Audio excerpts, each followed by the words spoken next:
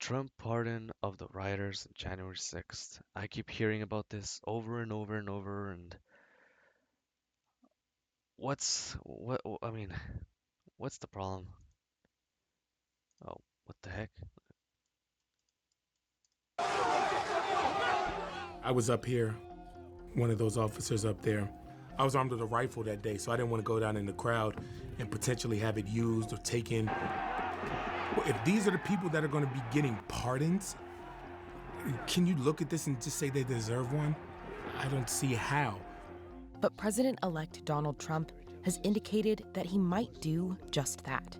First day. Yeah, I'm looking Can first day. issue these pardons. These people have been there, how long is it, 3 or 4 years? Okay. Pardons are one of the president's greatest powers. I know that there's a lot of nuance to this, and I know everybody has their own opinions. Me personally, I think to myself, because all I know as a regular citizen is that a bunch of people went to the Capitol and everyone got arrested. That's all the information I know. I don't know exactly I don't know the details. I don't know who these people are, what they did there. So from my perspective, they just arrested everyone. So they this is just my point of view, but I feel like there's a fairly high chance, maybe I'm wrong, but there's a fairly high chance that some of the people that got arrested probably didn't deserve it. They probably were just there, but didn't do anything anything explicitly illegal. So, from that point of view, I kind of don't see the problem. But also biggest political liabilities. And that's what they are, as hostages. They've been treated terribly. He created expectations, created a movement of people, created a mob that acted, and then walked away. I hope he doesn't walk away from these promises. Here's what Trump would have to do to carry out those promises and what it means for the people involved in the January 6th attack.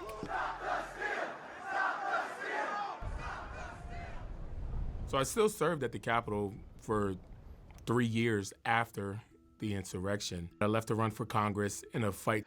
Insurrection. I wouldn't. I mean, did they have guns? I didn't see no guns there, if I'm being honest. It was a very, very annoying thing, but I don't know.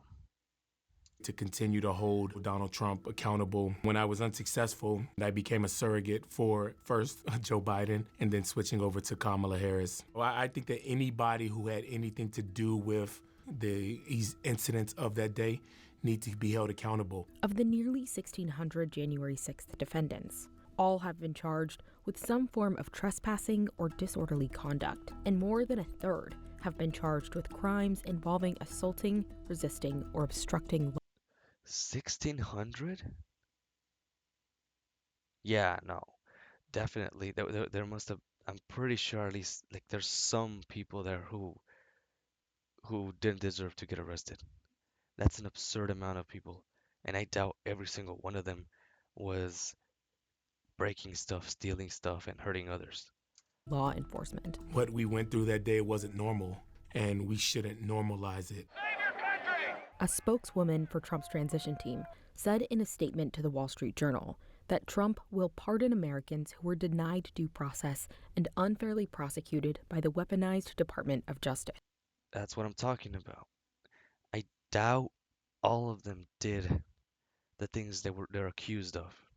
That's all I'm saying. I know the system.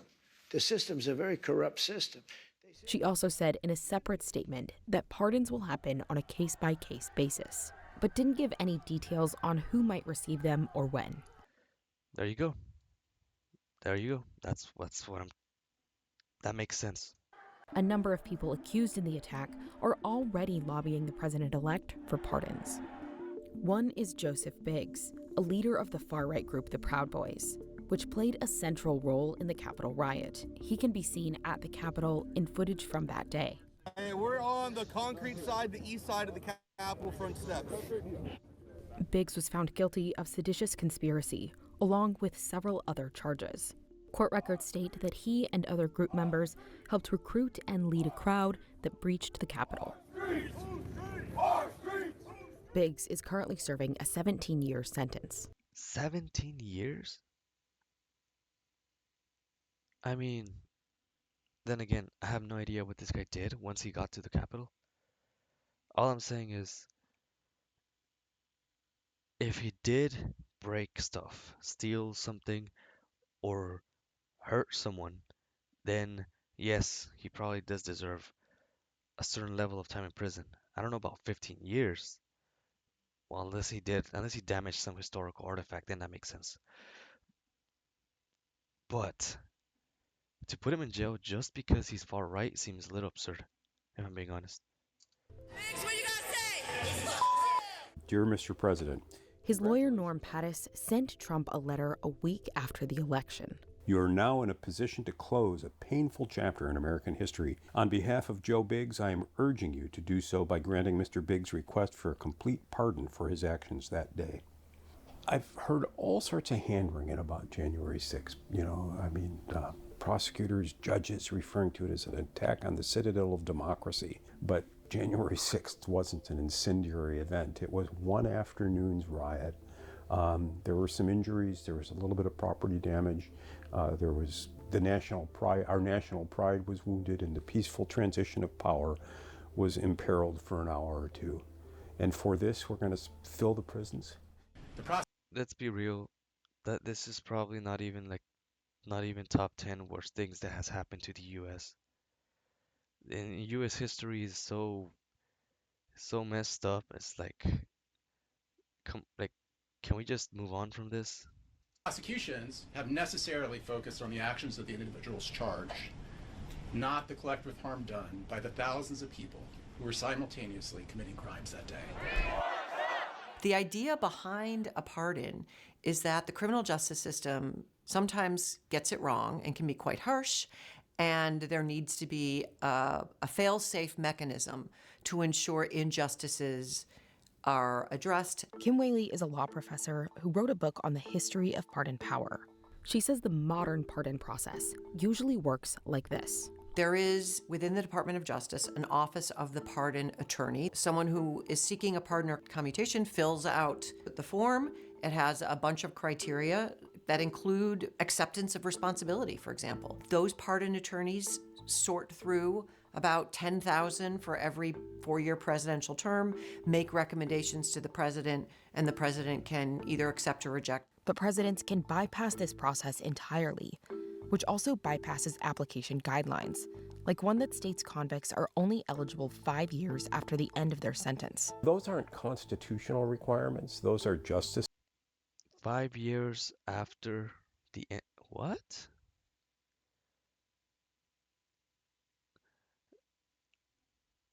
I mean, it sounds to me like this power that the president has was given to the president for a reason. And then later on, a bunch of bureaucrats decided that it needed to be they needed to put a certain level of oversight that isn't required but is highly recommended. So that's just what it sounds like to me. Department requirements. And forgive me if I'm a little cynical about the Justice Department. I'm not going to the same fox who locked me up saying, can you open the chicken coop door? While not all pardons that bypass the typical process are controversial, presidents from both sides of the aisle have issued controversial pardons this way, some that left a lasting mark on their presidencies. Typically, presidents get in trouble when they don't follow any sort of Justice Department process. Alex Conant is a Republican strategist who worked for Marco Rubio. When a president uses a pardon to explicitly benefit a political donor or friend, something that your average citizen wouldn't be considered for, that rubs people the wrong way. Trump issued a number of pardons this way during his first term. Did the pardon of Sheriff Joseph Arpaio go through the pardon attorney office? I don't believe it did. And President Joe Biden recently issued a broad pardon of his son Hunter for tax evasion and lying about drug use. To be fair, the part not even to be fair, never mind. Screw that. No. Biden pardoned his son for offenses that he has done, he's been convicted of, he potentially did. So even if new stuff resurfaces about crimes they found that he's done, he's also pardoned for that. And I forgot if I don't think it's possible. I'm pretty sure there was some wording there that was very suspicious that sounded like he was trying to pardon his son for future offenses, but I'm pretty sure that's not legal. Biden had previously said, Have you ruled out a pardon for your son? Yes. Nobody likes paying taxes, and you shouldn't get a pass if you're a president's son. And I think Biden's pardons help the J6 case.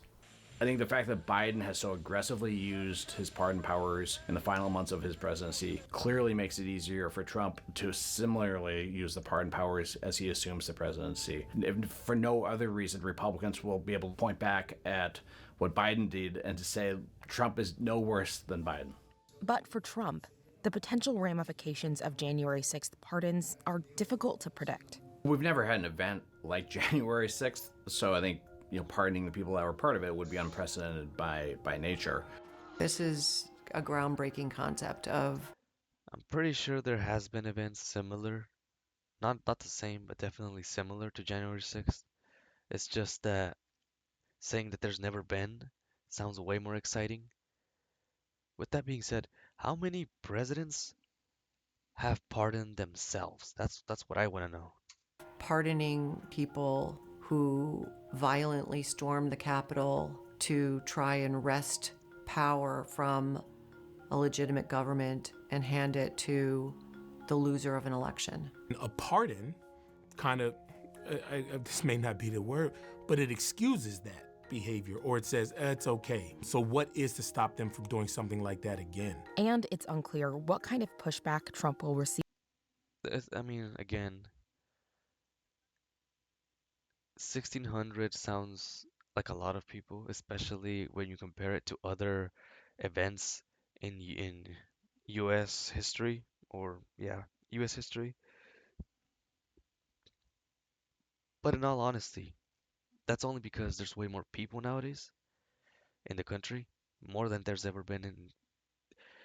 There's there are so many people. There's over 300 and there's almost 350 million people, which is what is that about the population of the Earth back when the U.S. was discovered, like when America was discovered. So plus the U.S. has the power necessary to stay in power if so need to. I don't even understand how they allowed people to get that close to the Capitol. They have security, they have the National Guard, so I don't know what the problem is. Within Washington. I think members of Congress have a very different perspective on January 6th than Donald Trump because a lot of them were there.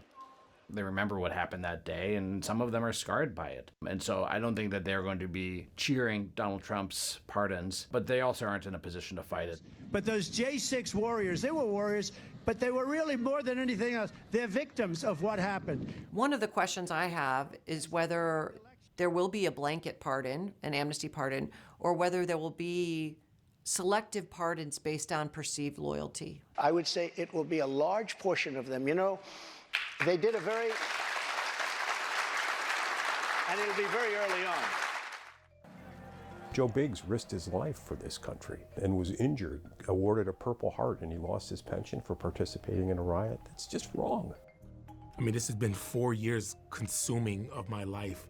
I wish I was still working at the U.S. Capitol. I wish I was still there, and we didn't have to live that ugly day that happened. But now it is a part of our history. It's not going away. I think it's important to not let people rewrite what did and did not happen that day. The next chapter will be written when Donald Trump takes the oath of office again and decides which January 6th participants will benefit from the president's extraordinary power. Whenever you pardon somebody who has been convicted of hurting law enforcement, whether it's the January 6th case or anything else, I think that is going to be politically more difficult to explain. Not in this case, because people who voted for Trump know exactly what he's planning to do. And if he does it, no one's gonna be surprised that he did. And that's something that a lot of people need to understand. People who voted for Trump knew what they were getting into. There was something for them to gain, and as long as they gain that one thing, they don't really care what else he's gonna do, as long as it doesn't affect their bottom line. And I've seen a lot of people clown on the people who voted for Trump, saying, "Oh my goodness, they're poor and should get better jobs or whatever." I know it's mostly like the Twitter mob and stuff, but let's be real. That is probably a priority for the majority of people. If Trump decides to pardon 1,600 people who a lot of people consider to be criminals, but at the same time he betters the economy, nobody's gonna care. Nobody's gonna care. They might push it into the history books, but even then, it's just gonna be another boring lesson that most students are gonna forget by the end of it, by the time they graduate high school.